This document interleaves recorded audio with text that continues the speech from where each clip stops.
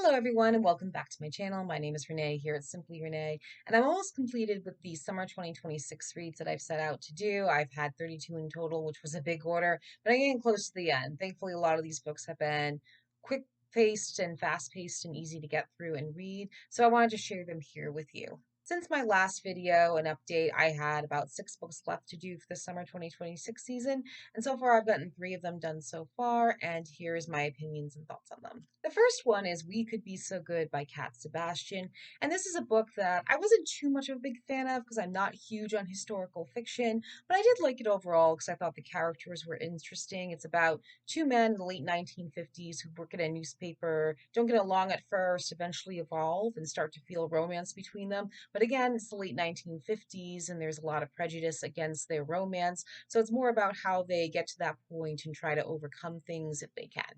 Love You More by Emily Giffin. Now, this is one that I did like. It was fast paced, easy to read. I got through it in 2 days. It was very engrossing for me. And it's all about a woman who is a doctor in New York City. She's engaged, has everything going for her. Then she's called back to her small town in Wisconsin when a tragedy strikes.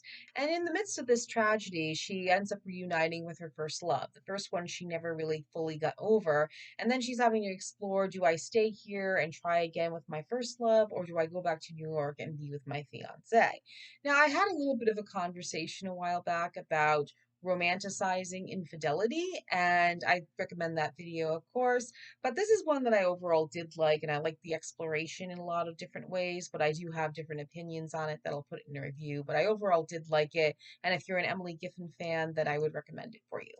The Shampoo Effect. Now, this is one I had been waiting for a long time. I'm so happy it came here when it did, and I really enjoyed it. I thought it was well written, very engrossing about an ambitious young woman who comes to a small seaside town and ends up shaking some things up. And it does question lifelong friendships and more. So I really did enjoy this one. It's a great beach read. So if you haven't gotten a chance to read it yet and still want to get an opportunity to read it by the beach, I highly recommend.